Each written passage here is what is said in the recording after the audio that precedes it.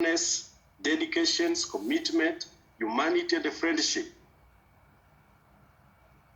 And the warm treatment of your colleagues are some of many features that defines you and that we will miss a lot from you.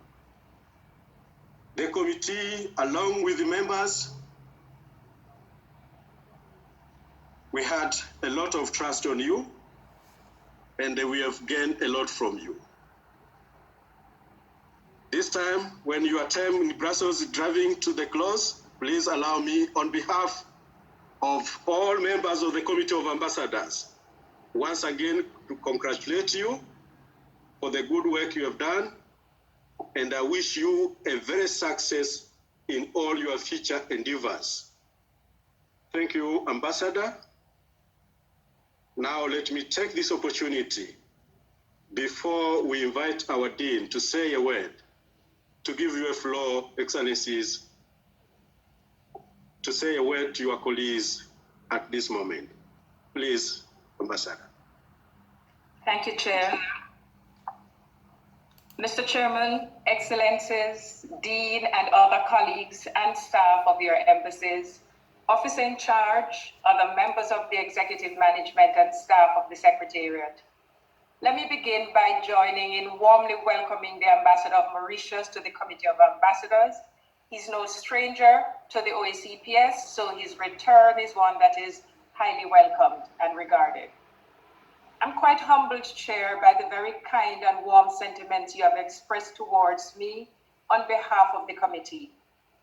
I also wish to thank you for the traditional memento of appreciation which I have already received. The past 3 years have gone by very quickly, but it has been my privilege to serve this organization at a very defining moment in its history.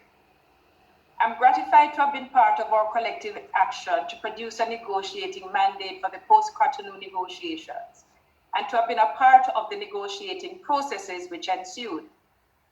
Today, we are on the brink of its conclusion, and I must confess to a feeling of relief that the end is in sight. Let me pause to salute the colleagues who have been in the trenches in this very important task, your lead negotiators, for their invaluable and sterling contribution. I really want to salute them. Simultaneously, the organization engaged in efforts to reinvent itself to meet the challenges of the new era. With its formal conversion into an international organization now achieved, the follow-up action to create a fit-for-purpose, efficient, and effective organization is now underway. Be assured that in this effort, you will always have Jamaica's support. As a founding member of this organization, Jamaica is committed to its success. As I return to service in my headquarters in Kingston, I hope to continue to keep an eye on developments in Brussels.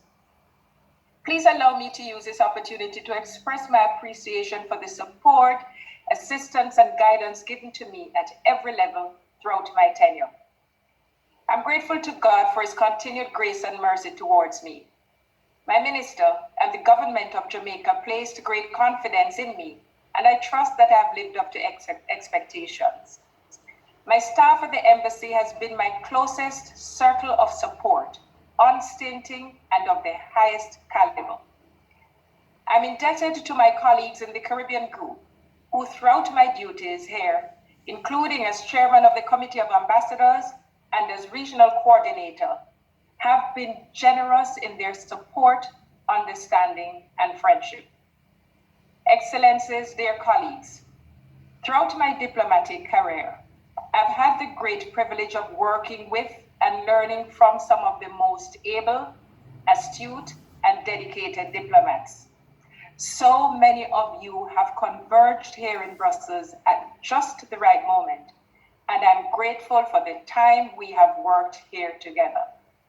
To the Dean and all colleagues, every last one of you, I express my admiration for your commitment to your national responsibilities, as well as to this organization, on whose mandate, if well implemented, our countries and our people are counting.